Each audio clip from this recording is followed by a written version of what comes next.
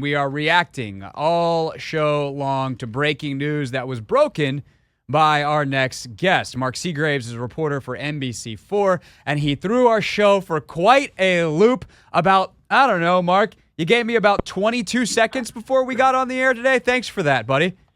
Yeah, happy to help out. There's nothing like live radio. Nothing like live radio, nothing like live TV. So let's start back at the beginning here for folks that are just tuning in. The Commanders look to be close to returning to RFK. That is your reporting. I will let you fill in what you think are the most relevant details from here, kind of how we learn this, what the money is, and what kind of detail we know about what this project is going to look like so far. Yeah, sure. So this is... Look, if you want the team to come back to D.C., this is great news. This is as close as the two parties have ever been, and it shows that they're working and moving forward. It's important to note it's not a done deal, so these things could change. But there is a framework, and we have NBC Washington obtained a copy of a document that shows a framework in place of a more than $3 billion deal that would have the team putting up to $2.5 billion, and the city putting in up to $850 million toward this project, with a deadline of having the stadium completed in time for the 2030 season kickoff. Now, we know Josh Harris has wanted a stadium to open by that time, so it fits in with his timeline. Again, a source familiar with these negotiations told me nothing is set in stone right now, and that $2.5 billion number could come down a little bit when we finally get to a final deal inked at the bottom line. But this is kind of the framework that we're seeing right now. It also shows, the documents show, that the team would not just build the stadium there, but that they would be the master developer for the entire 180-acre campus along the Anacostia River. And we know that Josh Harris just hired former executive vice president from JGB Smith Development, who was critical in the development of the Amazon 2 headquarters development in Virginia. So this is just the kind of project that guy works on. They would develop the retail and residential and green space components of that along the river there, as well as the stadium and parking facilities. And again, important to note, the D.C. taxpayer money that would go into this, up to $850 million, would be used almost primarily for infrastructure, like the parking structures and roads and things that the city would have to pay for regardless of if a stadium went there or not. Any development that would go there would need massive infrastructure improvements that the district would have to pay for. So that's kind of the overview of the deal that is being worked out right now. But what it really shows is that these two sides are working, moving forward, and have the framework for a deal that needs to get done because of the budget cycles and whatnot within the next month or two. Mark Segrave's NBC4 with us. So let's double click on a few things there, Mark. First, when we say it's close, things could still happen to prevent this. How do we define close here, and what are the final I's to be dotted, T's to be crossed? Sure. So I'll use as many sports metaphors as I can beat to Yes! death. I feel like news reporters, when they come on our shows, live for these moments. Like, if you're a sports fan, you're just like, finally, someone who's going to get the thing that I've wanted to say all along. That's right. I avoid cliches like the plague. Look, we're definitely in the red zone, right? We are very, very close. It doesn't seem like anybody else is, Maryland's not even it doesn't seem to even be in the conversation. It seems like these two sides are locked in, and Mayor Bowser and Josh Harris, who you saw in that picture in the Oval Office with former President Biden when he signed the deal, they transferred the land to the city. They have become good partners and good working partners, and they clearly have a good relationship. So that's a good thing.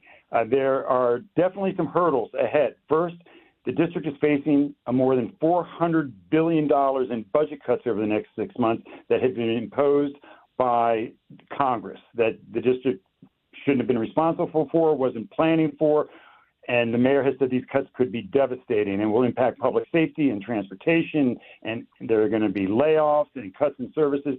So they have to get through that first, and that'll be resolved probably in the next 30 to 45 days. Once they get that done, the mayor can submit her 2026 budget. Now, the mayor said publicly earlier this week that the 2026 budget was completed and ready to transmit to council. That was what triggered me, because we all knew that if there was a deal with the team, it was going to have to be in the 2026 budget, because it would need to be approved by council in time to start construction to meet the 2030 deadline, right? And so they would have to get the 2026 budget approved by council and then Congress. There's another big hurdle ahead, and it has to do with zoning. There is a group of residents who have started a petition drive to get an initiative on the ballot that, if it was approved by D.C. voters, would restrict what could be built on the RFK campus to simply residential and would block a stadium from being there. So that's another hurdle that's in the way. So there are those three legislative hurdles, if you will, ahead of them. But the biggest hurdle the mayor is going to face is selling to the public and the 13 members of the D.C. Council the idea of putting up hundreds of millions of dollars to help build a stadium at a time when they're making what the mayor has described as devastating cuts to things like public safety, transportation, safety nets, all of that kind of stuff in the face of this budget crisis. So the optics, the timing could not be worse for the mayor, but she's forging ahead. And if you look at this and you compare it to stadium deals around the country, if you're pro-stadium, right, if you think a stadium is a good investment for any jurisdiction and you want this team to come back, and you compare this deal to other stadium deals around the country, it's hard to find a deal where you have an owner putting up so much money compared to what the jurisdiction is putting up. And a lot of that is because the land is free. DC got the land from the federal government. Nobody's having to buy the land. So that makes it easier to kind of make this lucrative deal. But if you're pro-stadium, pro-bringing the team back, then I think you have to look at this deal as a pretty good deal. So, and did I hear you say correctly, too, that the public money is going to go towards things that they probably would have spent on anyway in that area, no matter what, like whether it's housing, whether it's whatever else could be put on that land, updates to the roads, et cetera. Right. That's going to be so. Right. So at that point, I guess that's probably going to be their political argument to the public. Yeah, you got it. That's exactly right. That's what they're going to say, and that's what a lot of council members have said in the past. They're okay with spending money on infrastructure, but not on the actual stadium. And I think that's the line, the demarcation that the mayor is going to try to walk, and again, like parking structures that are going to have to be put in there. They'll certainly serve the stadium, right? The stadium and the NFL requires a certain amount of parking for stadiums, right? And so that will be seen as part of the stadium, but those parking structures will serve the entire complex, not just the stadium. So that will be the argument that they make along those infrastructure improvements and investments. Mark Segrave's NBC4 with us. So we spent actually quite a bit of time, thanks to the fact that this is what our first call that we took on this was about, Mark, talking about the neighborhood pushback. How real is that? And then what are we talking about functionally there? Is this something that could be on a citywide ballot? Is this something that is going to be voted on by our elected representatives in the city council? What kind of pushback is coming from the neighborhood, and what kind of arguments or what are the mechanisms to resolve that?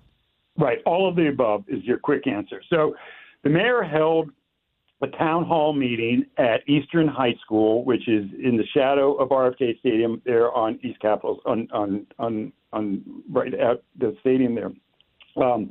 And it was packed with residents, neighbors, people who live right around the state, hundreds of them packed into this high school auditorium to hear the mayor's presentation and ask her questions. And I got to say, I went to that really expecting to see kind of the discontent and firebrand that we're seeing, like, congressional representatives getting across the country, right, these days. But in fact, the vast majority of people who were in that room, the residents, seemed open to a stadium and did not, there were some who were like, hey, we'd rather have a grocery store. There are other things we need in this neighborhood before we need a stadium. But there was an immense pushback. But there will be some pushback from residents who live around there who have kind of enjoyed, for the past many years, not having that traffic flowing in there every Sunday morning and out every Sunday night when there's when there's a game. The ballot initiative that is being proposed and worked on is being done by some people who have had great success. Look, in D.C., ballot initiatives have been very successful in getting cannabis legalized or decriminalized, and getting the minimum wage for tipped employees raised. So we have seen legislation by the public through voter initiatives be successful in the past here in D.C. So what would happen is they'll have to get a certain number of signatures to get it on the ballot. They'll probably be able to do that because, again, the people organizing this have done this before. They know how to get those signatures.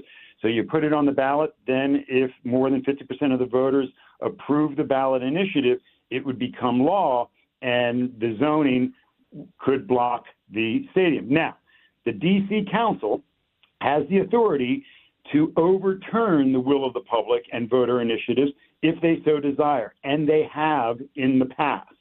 And so my guess is if there's enough support on the council to fund the stadium and the district residents vote against it anyway in the voter initiative, that the council would probably overturn that voter initiative and just incur the wrath of those voters who are upset that, they're going against the will of the voters.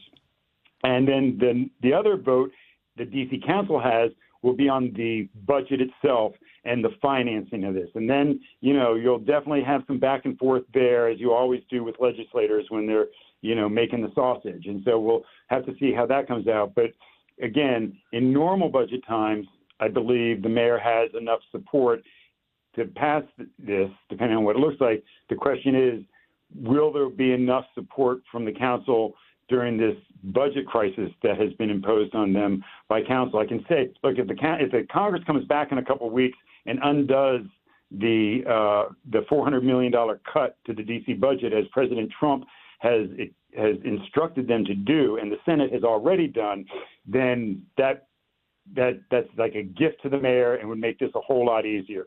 But right now, that is uncertain at best, and so they're moving forward with those cuts. So if the mayor can convince enough council members to make this kind of investment at a time when they're cutting services and jobs, they'll get it done. And I can tell you the mayor is going to put everything she has behind this. Mark Segrave's NBC4. And Mark, I hate to do this on the air, but are we good for like another 5 minutes here? I don't want to mess up your next live hit. Yeah, I can go up to 5:30 with you. Okay, great. So I got two other main questions, and then hopefully we'll give you back a few minutes of your time. Don't you love when people say that in corporate meetings? It's like, oh, thanks, really appreciate that. The actual facility here, multi-use is the word we're going to hear a lot. And then they're gonna have to figure out what kind of stadium this is, whether this is a dome, whether it's a retractable roof, 50,000, 100,000. What kind of details do we have on the facility type and what kind of stadium, if we have any of those details at this time?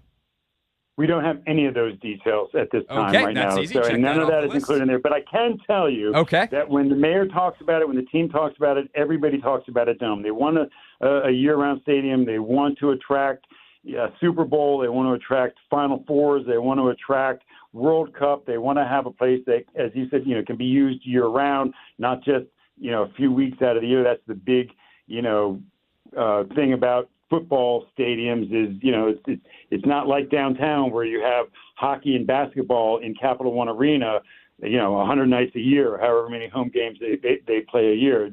Here with football, as you know, it's far fewer games. So they're going to want a facility that can be used year-round and get the maximum potential out of it and attract. We were very close to getting the Olympics a few years ago, and a lot of people think the thing that kept us away was, we didn't have a big stadium. We didn't have a dome stadium. We didn't have a great place like that. So that's probably what you're going to see, but I think we're ways off from that. Yeah, of course, didn't get the Olympics. Also got skipped over for the Men's World Cup in 2026. But Women's World Cup coming in 2031, so that could be one of the major events. It'd be cool to have the final here. I'm just putting that out in the world. Last thing for you, Mark, the timeline here. You mentioned the city council parts of this, the congressional element. What are we watching for next as we follow this story?